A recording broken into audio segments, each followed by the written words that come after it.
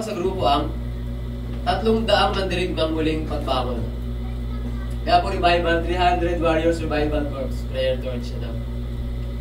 Nagsimula kami ng aming unang pagtitipon nang hindi ako tumawag o nag-imbita ng kahit sino man sa aking mga kakilala. Noong panahong iyon, mahigpit pa ang mga patakaran ng gobyerno ukol sa pagtitipon dahil sa COVID-19. Gayunpaman, naniwala ako na kung ito ay tunay na kalooban ng Diyos, siya mismo ang kikilos. Kaya isang linggo matapos matanggap ang kanyang mensahe, ako'y nag-anunsyo ng isang pagtitipon para sa opisyal na paglulunsad ng grupo. Sa aking matinding pagkamangha, halos 100 katao ang dumalo, mga taong hindi ko man lang kakilala. Nakita ko kung paano kahanga-hangang kumilos ang Diyos upang mapagtibay ang kilusan. Patuloy akong nanalangin upang maunawaan ang tunay na layunin ng Diyos sa 300 mandirigmang muling pagbangon. Tinanong ko siya, bakit mo po ako inutusan na itatag ito? Ano ang iyong layunin? Sinagot niya ako, ngayon, kapag binanggit ang Kristyanismo, marami ang tumatanggi. Kapag nabanggit ang pangalan ko ang aking simbahan, maraming tao ang agad na lumalayo. Ang espiritual na lupa ay naging matigas at tuyot, tulad ng sa hardin ng Eden. Kailangan muling buhayin ang pananampalataya ng aking bayan. Nais kong palambutin ang kanilang mga puso upang bumalik ang kanilang unang pag-ibig sa akin. Upang muling maghari ang aking kaharian, ang inyong misyon ay araruhin ang espiritual na lupa at ihanda ito upang maging matabang lupa. Tinanggap ko ito at muli akong nagtanong, Panginoon, paano po namin ito gagawin? Dahil mahilig akong mag-organisa ng malalaking pagtitipon at engranding gawain, sinimulan kong magplano ng isang malaking kaganapan upang gawing mas epektibo ang aming layunin. Ngunit isang araw, muling nagsalita ang Diyos. Huwag kang magdaos ng malalaking pagtitipon upang mabago ang espiritual na lupa. Hindi sapat ang isang beses o dalawang beses na kaganapan. Kailangang tuloy-tuloy ang pananalangin sa bawat sulok ng mundo, araw-araw, linggo-linggo, buwan-buwan. Kailangan ito maging walang patid at walang tigil, tulad ng isang apoy na patuloy na nagniningas upang tunay na baguhin ang espiritual na kalagayan ng mundo.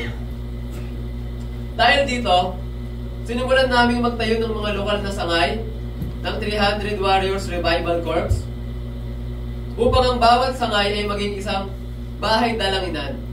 Napansin naming maraming tao ang nais manalangin, ngunit walang mapuntahang lugar.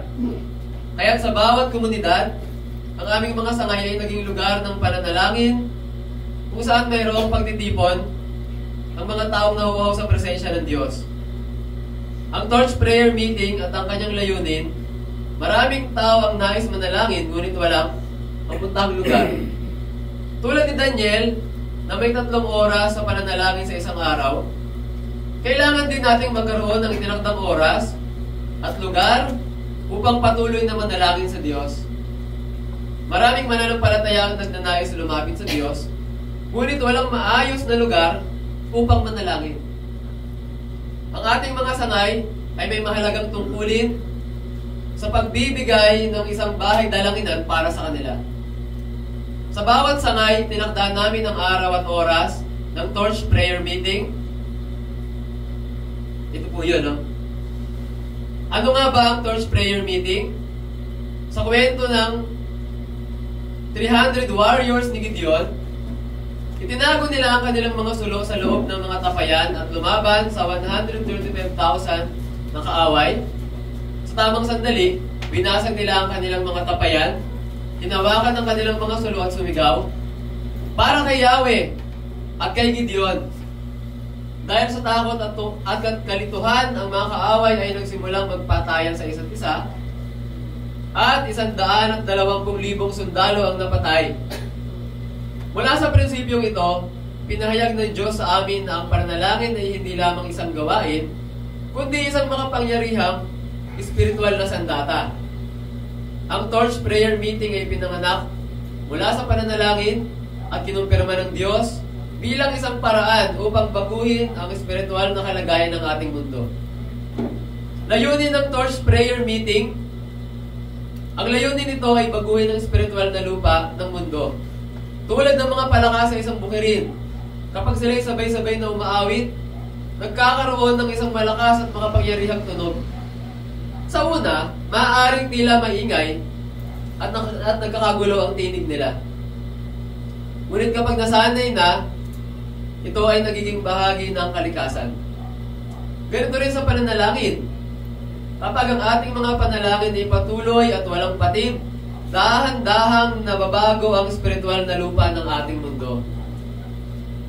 Ito ang tunay na layunin ng Torch Prayer Meeting upang patuloy na buhayin ang apoy ng pananalangin at ihanda ang lupa para sa espiritual na ani. Paano sinasagawa ang Torch Prayer Meeting? Mas mainam sana kung ito ay sinasagawa ng buong araw. Ngunit dahil may kanya-kanyang mga tungkulin ng bawat isa, ang minimum na oras ay 1 oras. Paano ito gawin? Una, papuri at pagsamba, 1 oras. Sinusunod natin ang prinsipyong biblikal na ang papuri ay nauna bago ang mensahe. Tulad ng mga libita sa Biblia, ang pagpupuri ay may mahalagang papel sa paghahanda ng ating mga puso sa presensya ng Diyos. Pangalawa, maigiling mensahe ng salita ng Diyos. 30 minuto. Direkta at may kapangyarihang mensahe na nakabatay sa salita ng Diyos. Hindi ito mahabang sermon, kundi isang tuwirang mensahe na nagbibigay din sa layunin ng panalangin. Pangatlo, mga panalangin at kahilingan, 30 minuto o higit pa. Sa loob ng 1 oras, ang lahat ng mga kahilingan at mensahe ay pinaabot. Matapos ito ng mas maaga, ang natitirang oras ay idinadagdag sa oras ng pananalangin. Sa pangkalahatan, ang ideal na tagal ng Torch Prayer Meeting ay 3 oras. Paano ang sistema at pamamahala? Una, ang pangunahing sentro ay siyang nangangasiwa sa mga gawain. Pangalawa, mga sangay ang itinatawag sa iba't ibang lugar o yung ito pong lugar nyo rito. Itong simbahan ko na ito. Pangatlo, isang pangunahing sentro ang naitatatag ng sandaling may 10 sangay sa isang rehiyon. Pangapat, sa kasalukuyan patuloy na lumalawak ang ating gawain sa New York, Los Angeles, Japan, Saipan at Pilipinas. Sino ang maaaring sumali? Ang mga nais sumali ay kailangan una may malusog na pananampalataya. Bukas ito sa lahat, anuman ang denominasyon, ngunit hindi tumatanggap ng mga kabilang sa itunuturing na sekta o maling doktrina. Pangalawa, mapagpakumbaba sa pananalangin. Ang pagiging isang taos pusong lingkod sa pananalangin ay isang pangunahing katangian. Tungkulin ng mga namumuno, ang isang sangay ay hindi dapat mawalan ng apoy sa pananalangin. Pangalawa, ang leader ng isang sangay ay kailangang manalangin kahit mag-isa upang hikayatin ang iba pang mananampalataya na sumama sa panalangin. Pangatlo, ang pangunahing leader ay dapat bumisita sa mga sangay upang tiyakin ang kanilang katatagan. Pangwakas na hamon, ang misyon natin ay itaguyod ang espiritual na pagbabagong lupa o yung spiritual revival sa bagong mundo. Dapat natin ipamana sa susunod na henerasyon ng isang matabang lupa ng pananampalataya na may marami pa ang lumahok sa dakilang misyon ng Diyos. Hallelujah. Maraming salamat.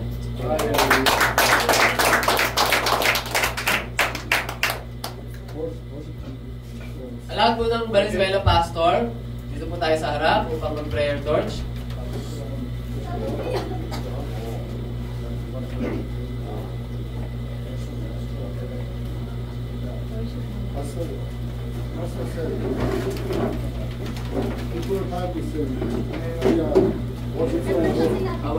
Worship.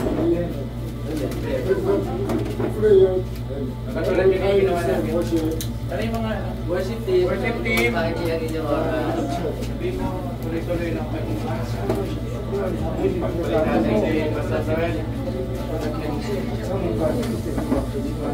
Kagaling. tuloy-tuloy po yung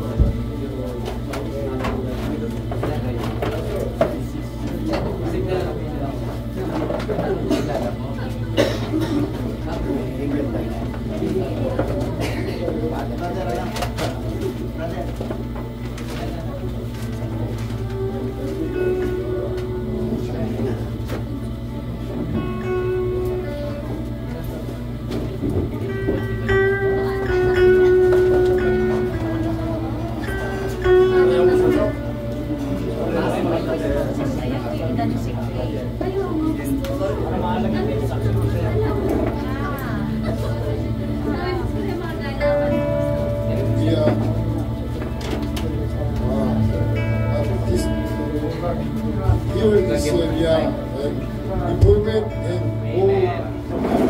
another church, pastor said, we already heard Holy Spirit, is we are worship player, okay?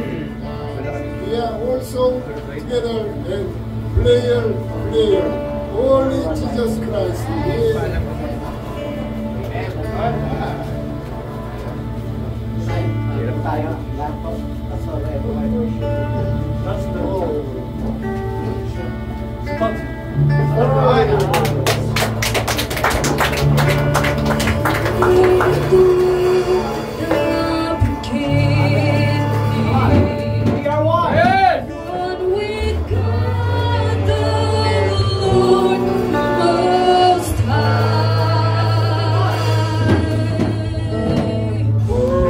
You're hitting the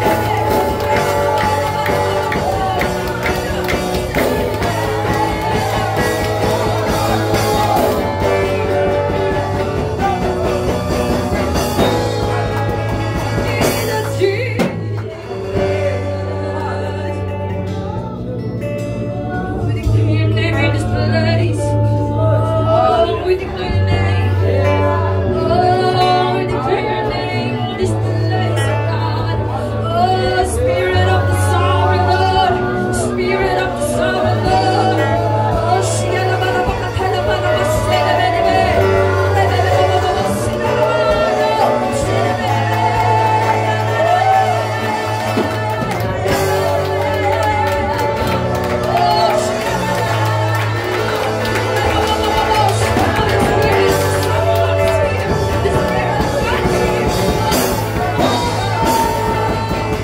Oh,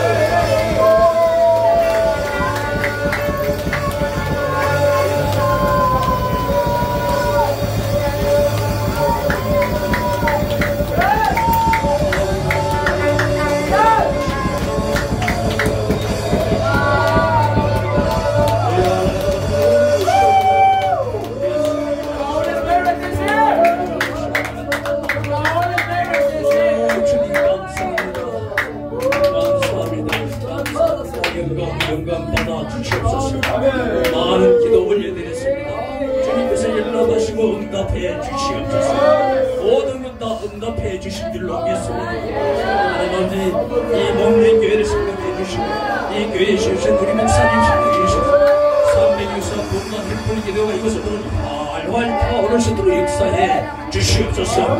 이 시간 예수 이름으로 선포합니다. 주님께서 다시 한번 책임져 주시옵소서. 예수 이름으로 영원히 막힌 것은 떨어질 줄 떨어질 줄 떨어질 줄 떨어질 줄 떨어질 줄 모든 병은 치료될 줄 하나님 낮추 모든 묵은증은 다 내려놓고 주의 평강이 임할 줄 역사해 주신 줄 믿고 감사를 드리오며 우리 주 예수 그리스도 이름으로 감사하고 축복하며 기도드립니다.